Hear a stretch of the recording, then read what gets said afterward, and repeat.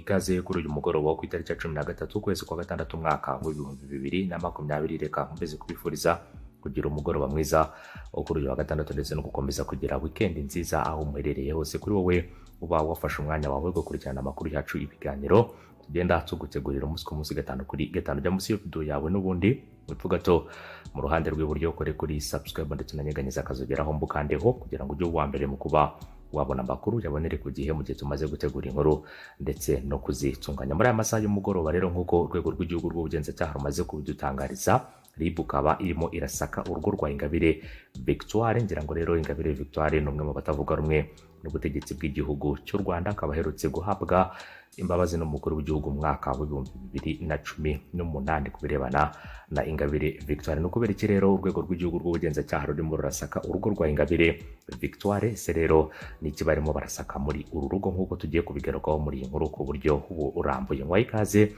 Hanyuma rero ni amakuru atangira avuga ko urwego rw'igihugu rw'ubugenzacyaha RIB bamaze gutangaza ko muri aya masaha y'igicamunsi cyo kuri uyu wa gatandatu ku itariki ya 13 Kamena 2020 rurimo rero bari no mu gikorwa cyo gusaka urugo rwa Ingabire Victoire umuhoza mu rwego rwo gukomeza iperereza ku ruhare akekwaho rwo gukorana n'imitwe y'iterabwoba ikorera hanze y'igihugu cy'u Rwanda. Mu kiganiro yagiranye na Kigali Today akaba ari umuvugizi w'urwego rw'igihugu rw'ubugenzacyaha Madame Marie Michel Umuhoza yagize ati rero nibyo turimo gusaka urugo rwe bitewe n'amakuru twahawe n'uwitwa rero Munyabugingo Gaston wafashwe agerageza guhunga igihugu. Mu ibazwa rye akaba yarishuye byinshi birimo ko na Ingabire Victoire ndetse n'abandi bantu benshi barimo barakorana n'abantu bashaka guhungabanya umutekano w'igihugu. Yakomeje agira ati rero nk'uko mubizi yari Ingabire Victoire arimo gukorwaho iperereza. Uko gusaka rero bikaba ari kimwe mu bikorwa by'iperereza. Rimwe na rimwe gusaka urugo rw'umuntu birakorwa iyo ari ngombwa kugira ngo byoroherezwe ndetse byorohereze iperereza, ari nabyo turi gukora. Hari abantu benshi bari mu iperereza ndetse barimo baradufasha muri iki gikorwa nk'uko aya makuru amaze kujya hanze abitangaza ku birebana na Ingabire Victoire umuhoza rero cyane rero nk'uko urwego rw'igihugu rw'ubugenzacyaha rukomeza kubitangaza ngo akaba rero arimo arakorana n'imitwe y'iterabwoba ikorera hanze y'igihugu cy'u Rwanda. Ku birebana na Ingabire Victoire mu minsi ishize aherutse kumvikana avuga byinshi bigiye bitandukanye cyane cyane ku birebana na guverinoma y'igihugu cy'u Rwanda. N'umugore wabonze kugenda yumvikana mu itangazamakuru cyane cyane anenga ibikorwa byinshi bitandukanye bya guverinoma y'u Rwanda nk'umwe mu batavuga rumwe n'ubutegetsi buriho hano mu gihugu cy'u Rwanda. Mwibutse ko Victoire Ingabire aherutse no guhabwa igihembo mpuzamahanga cyo guharanira uburenganzira bwa muntu mu mwaka w'2019 mu kwezi kwa 12 ku itariki ya 6 akaba aribwo yahawe icyo gihembo. Ngira ngo ni igihembo yagenewe gitangwa n'ishyirahamwe riharanira uburenganzira bwa muntu muri Espagne. Akaba rero ari umuhango wo gutanga ibi bihembo wabereye i Madrid mu gihugu cya Espagne. Hanyuma Ingabire Victoire mu ijambo yabwiye abari i Madrid rero akoresheje live video hari i Kigali, Madame Ingabire Victoire yavuze ko mu Rwanda ngo hakiri inzira ndende ngo igihugu kigere ku kubahiriza uburenganzira bwa muntu. Yagize ati rero kuba ntabasha gusohoka mu gihugu ngo nzi rero gufata icyo gihembo birasobanura ibyo mvuga. Nyamara rero amasezerano mpuzamahanga y'uburenganzira bwa muntu yemerera umuntu wese kujya ahashatse ku isi. Ingingo ya 16 y'itegeko nshinga ry'u Rwanda nayo ivuga ko umunyarwanda wese afite uburenganzira bwo kuva mu gihugu cye rero ndetse no kukigarukamo nk'uko iyi ngingo kandi nanone ikomeza kugenda itangaza. Ingabire Victoire yahawe imbabazi na Perezida wa Repubulika atarangije igifungo yarakatiwe n'inkiko mu byo ategetswe, harimo rero kwitaba ubushinjacyaha buri kwezi. Ingingo ya 2 y'itegeko rigena imbabazi rya Perezida wa Repubulika rivuga ko uwo rero yahaye imbabazi ntashobora gusohoka mu gihugu ariko abiherewe uburenganzira na Minisitiri w'Ubutabera. Madame Ingabire Victoire yabwiye BBC ko rero gusohoka ngo mu gihugu abyemerewe kandi n'urwo ruhushya yararusabye ariko batigeze bamusubiza. Yavuze ko mu Rwanda ubwisanzure mu gutanga ibitekerezo ngo butarubahirizwa, ko ibingibi abo rero ku ruhande rutavuga rumwe n'ubutegetsi ari bo bishyura igiciro cyabyo cyane cyane ku birebana n'ibyo Ingabire Victoire yatangaje. Yagize ati dufite abatavuga rumwe n'ubutegetsi baburiwe rero irengero, abishwe n'abari muri za gereza. Yagize ati rero amahame ya demokarasi niyubahirizwa kandi rero twemera ko iterambere rirambye ry'u Rwanda ridashoboka nta demokarasi no kubaha cyangwa se no kubaha uburenganzira bwa muntu. Muri raporo rero y'ibipimo by'imiyoborere yitwa governance cyangwa se yitwa governance scorecard yo mu mwaka wa 2018.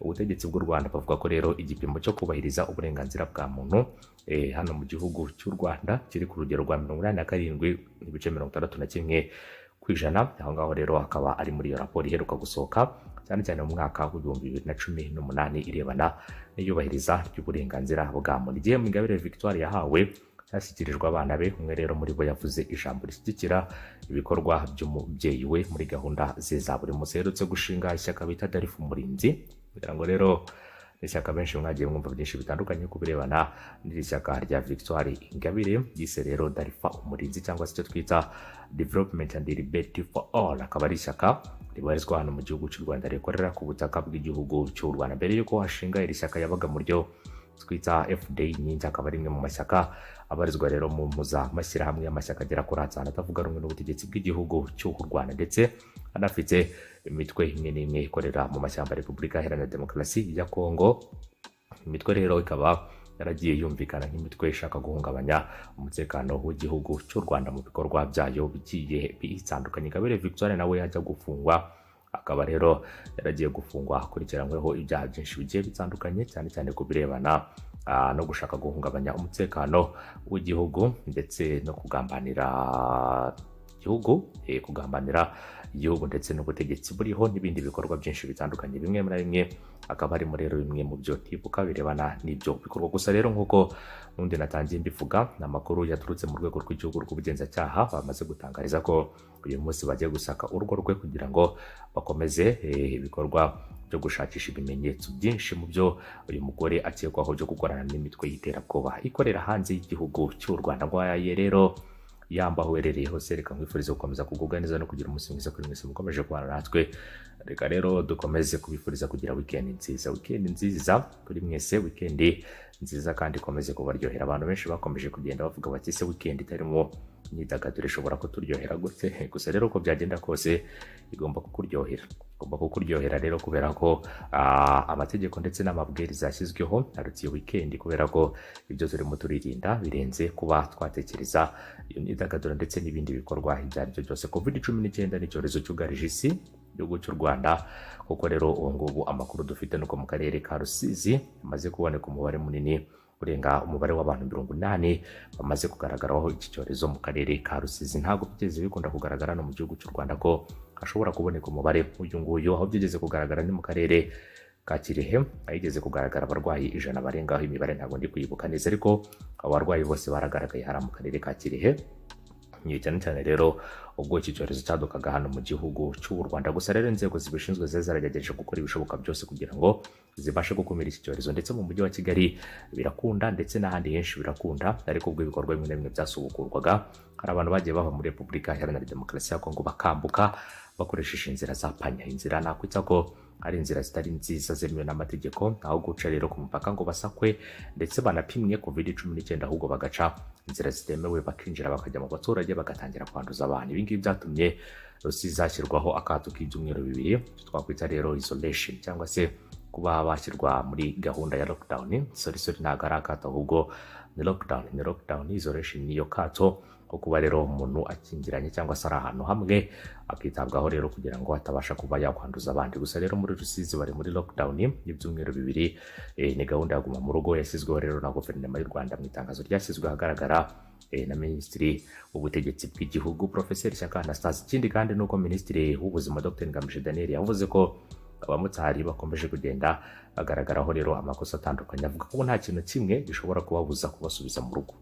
Ibi ngibi akaba yarabitangaje, ko rero yavugaga ku myitwarire ikomeje kugenda igaragara ku bamotari bamwe na bamwe. Avuga ko rero uko byagenda kose bagomba kwitonda, kubera ko nta kintu kimwe gishobora kuba cyababuza kubasubiza mu rugo mu gihe baba batitondeye ibyo barimo barakora birebana n'amanyanga menshi agiye atandukanye. Hari umumotari uherutse gufatwa rero muri sanitizer, cyangwa se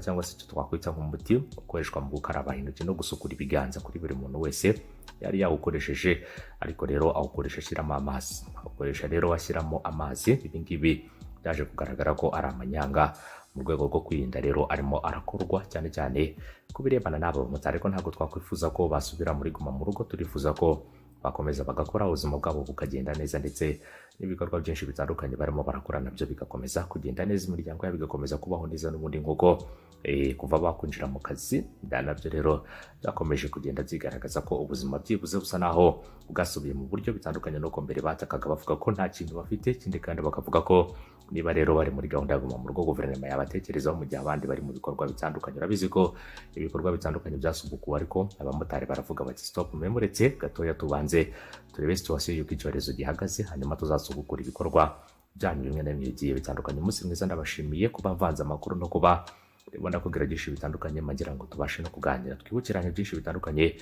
muri gahunda ziba zigezweho. Ndagushimiye cyane, umunsi mwiza kuri mwese, bye bye, inkuru zacu nakagaruka.